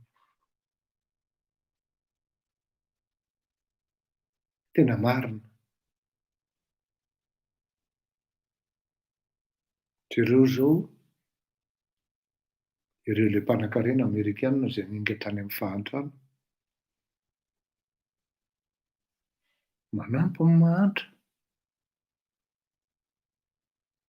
Fa raha ohatra zany hoe zanaka mpanan-karena le izy ary ny aina atao anatin'izany atao hoe haute bourgeoisie foana le bandy ka lasa nanan-karena na le vehivavy, tsy manampy mahantra iny. Tsy manana réflexe akory izy hoe andeha hanampy ny mahantra. Ka le safidy zany anankiroa hoe na ianao andeha any amin'ny tsara dia manampy, na ianao mandeha mankany amin'ny ratsy dia ratsy foana ianao zany. Izao nefany ny adiny iray dia 60 minutes, minute iray dia 60 secondes. Ny ray amin'izay fotsiny hoe na ray seconde na ray minitra na ray ora ao anatin'ilay le 24 heures no misy zavatra mitranga aminao dia là il faudra rembourser. Zany hoe afaka manao ratsy ianao mandritra ny 59 secondes. Amin'ray seconde le ora tsy mety. Afaka manao ratsy ianao mandritra ny 59 minutes.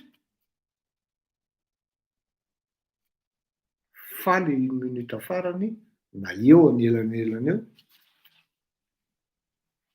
tsy anao iny fa ny tompony.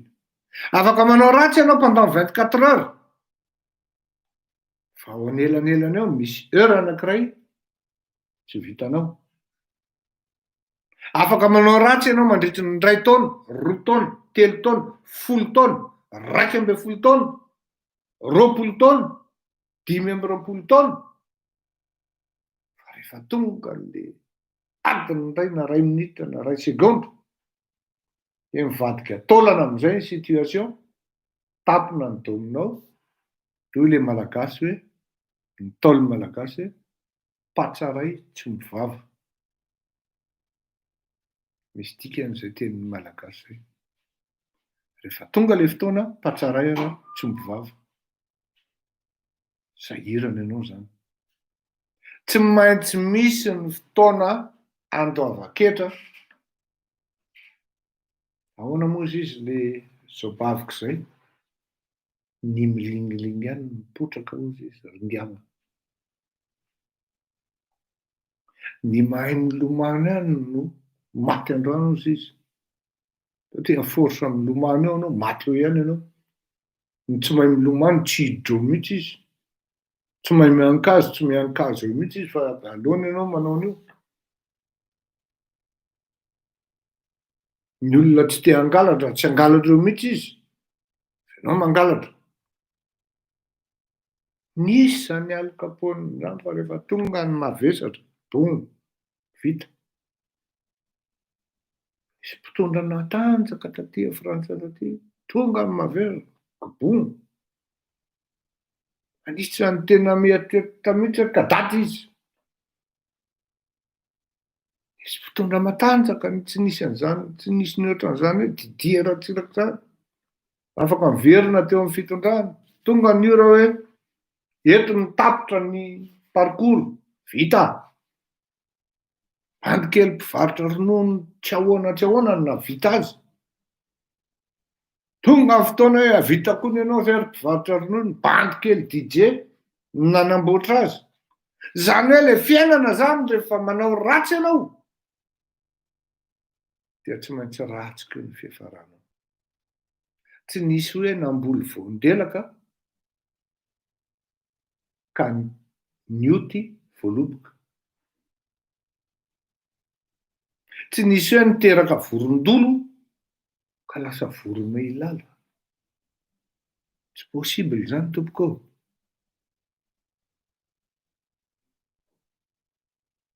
Nisy natanjaka ohatran'ny Goliata, tongavan'ny Davida vita ihany. Zany hoe ny safidy anao manokana. Fa ny farany na ny fotoana atongavan'ny patsaray tsy mivava amin'ny ora tsy ampozinao. Satria tsy ianao ny maître de l'horloge fa any ambony, any an-tampony. Andriamanitra io tiako tenenina io zany. Tsy mijery fotsiny izy tompoko. Tsy ohatran'ny malagasy hoe manao ratsy le olona dia mangina izy midray complice amin'io olona io.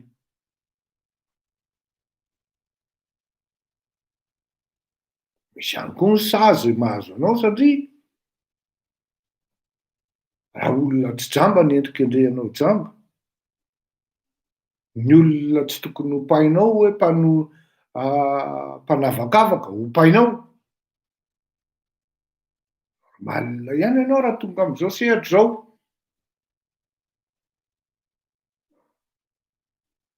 Andriamanitra tsy tokony ho roahanao, roahanao. Tafiditra amin'ny canal ianao.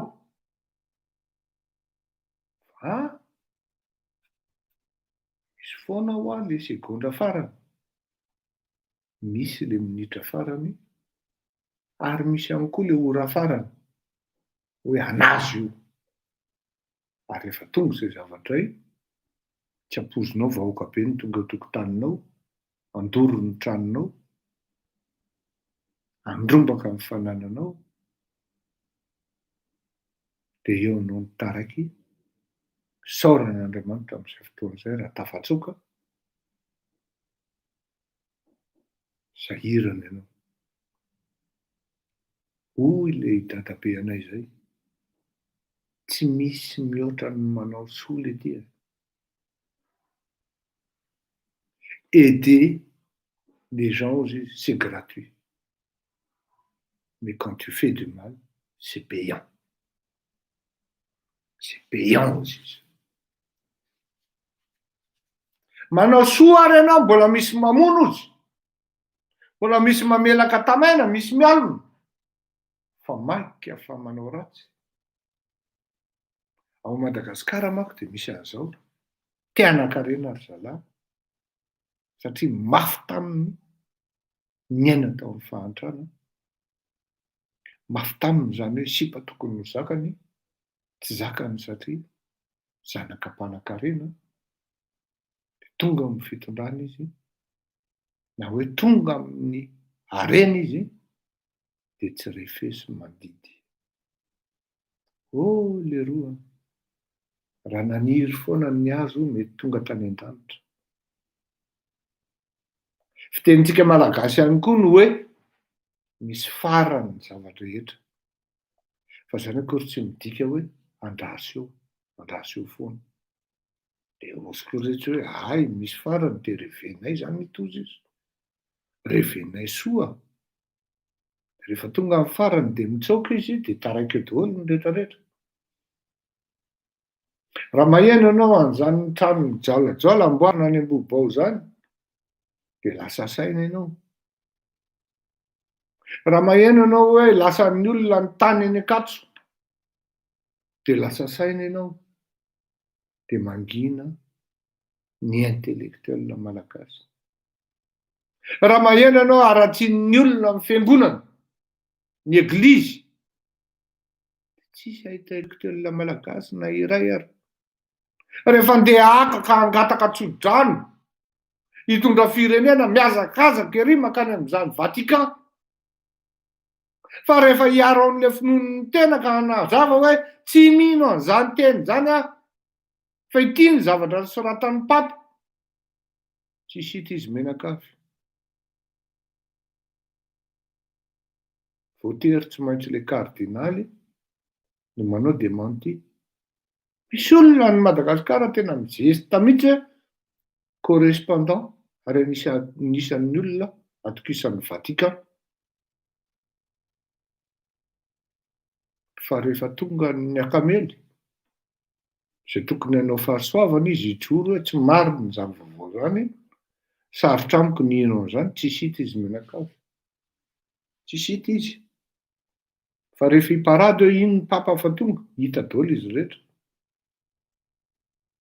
Ny olona nampiely an'ireny vaovao ireny zao raha tany Madagasikara sy nanitrikitrika fandotonan'ny fiangonana, izany no tokony samborina tompoko.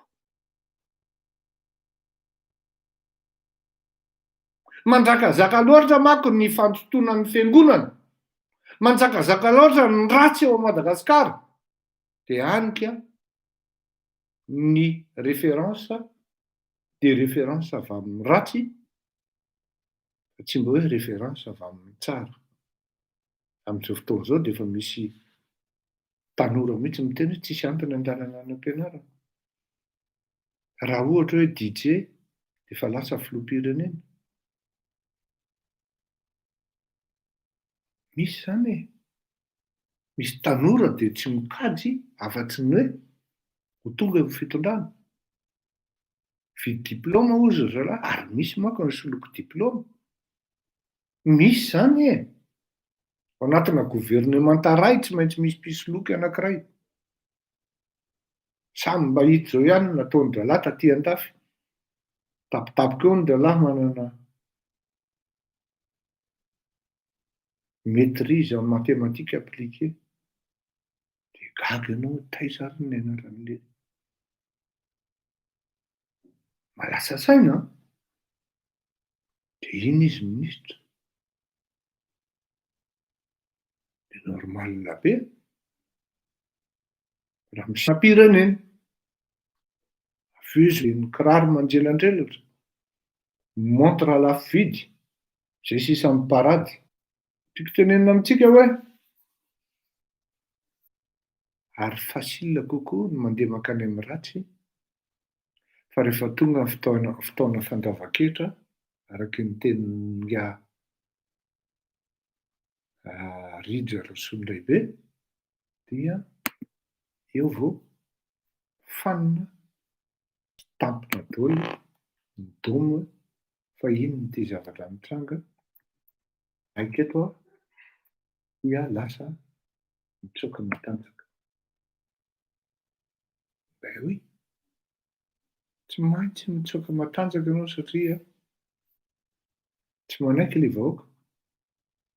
Tonga ny fotoana andaovanao ny hetra, dia eo ianao mitaraiky satria ilay malagasy tsy manaiky izy comme je n'arrête pas de dire hoe ils veulent en découdre, mais seulement pour l'instant mbola tsy fantany fantatry ilay malagasy hoe ahoana ny fomba hitondrany ny tolona io, ahoana ny fomba hametrahany an'io.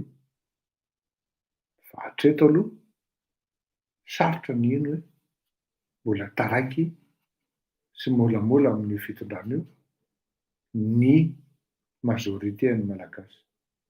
Ka mbola ho avy ilay fotoana hoe mbola tsaraina, veloma mandram-piona tompoko.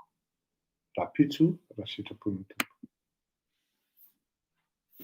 Félicitations à Florent, la 20e personne à atteindre l'objectif de 5 600 € par mois.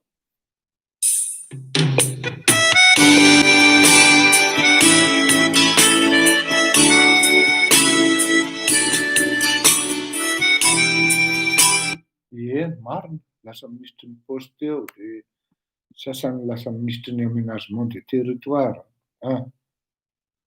Eny zany, ndao.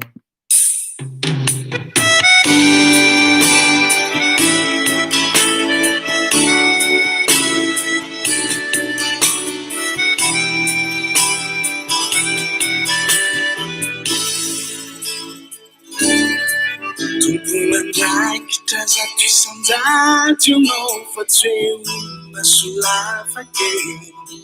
Raha ilalanao paosy pilaty ianao fa nandidy sy nanapake.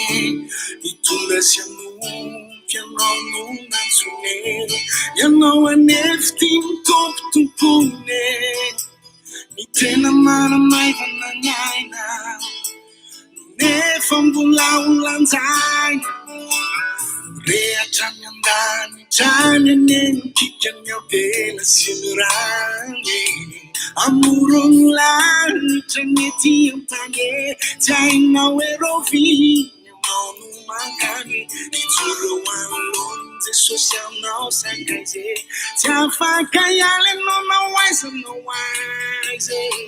Ny marina ny zimbazimbaina nefa mbola ho tsaraina. Tsy misy azo iafenana, tsisy politika na vola mankarena fa zay vita rehetra tety an-tany mbola hitsarana. Ianao no jereny mifiantraikan'izay rehetra natao hoe efa voangonany agnatingavana hoe na ianao an-trano miraina mitaly mandraky izay.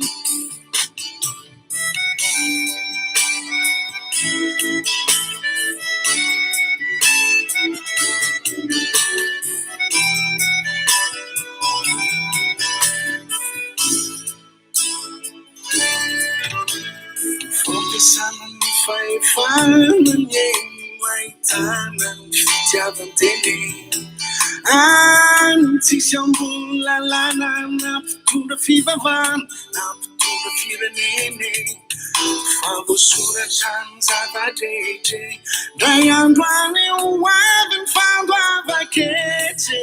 Na ianao toy ny zanaka tranona hidirana angano. Fahefana ny fanambinane Andriamanitra no manome, fa ny fampiasana sy fanadinane ny tsy afaka mobe dabe. Zava-dozany izany elo izany, ianao nefa miazakazaka makane. Ny manamaivana ny aina nefa mbola ho tsaraina. Tsy misy azo iafenana, tsisy politika na vola mankarena fa zay vita rehetra tety an-tany mbola hitsarana ianao no jereny nifatraikanyizay rehetra natao hoe efa voanona ngandro ny atongavanao hoe na ianao antramony raina mitany mandraky izay ianao tsisy azo afenamany tsisy politika aminao vola mankarena fa zay vita rehetra tety an-tany mbola hitsarana ianao no jereny ro malagasy no mosehosena no fitiavam-pahefana sy fitiavan-teny hitsangana nameloka anao ahoana no ataonao hitsangana nameloka anao ahoana no ataonao hitsangana nameloka anao ahoana no ataonao.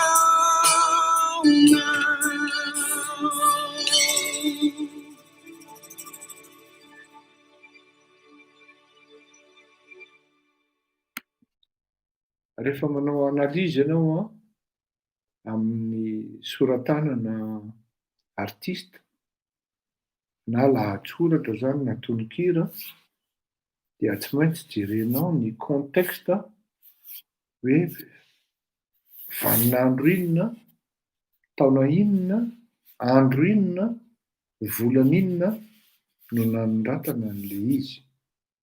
Rehefa manao dissertation ianao na analyse de texte dia tsy maintsy fantarinao ny contexte dia eo anao milaza amin'le contexte. Taorian'ny taona 1975 no nanoratana Andriamatoa Rija Rasoandraibe izany hira izany. Mazava zany hoe mitodika amin'iza ny afatra ary iza no tenenin'ngia Rija Rasoandraibe ao anatin'io tononkirana io. Samy mandanja lanjo tsika ka raha mifandraisako azy aloha dia mandray roa mihitsy io hira io ary mazava be ny afatra fa dia misaotra Rija Rasoandraibe, misaotra antsika Menakavy nanaraka ary misaotra antsika Afrika ny misaotra ny ray aman-dreny Cardinal Désiré Tsarahazansika nanao an'iny Demantiny ary misaotra ihany koa ny ray aman-dreny Papa Raimasina tamin'ny Demantiny ataony satria efa miazakazaka be ary mitsambikina mihitsy ny ireto ratsy nanapotika sy nanaratsy ny eglizy tamin'iny zavatra iny. Mandram-peo tompoko.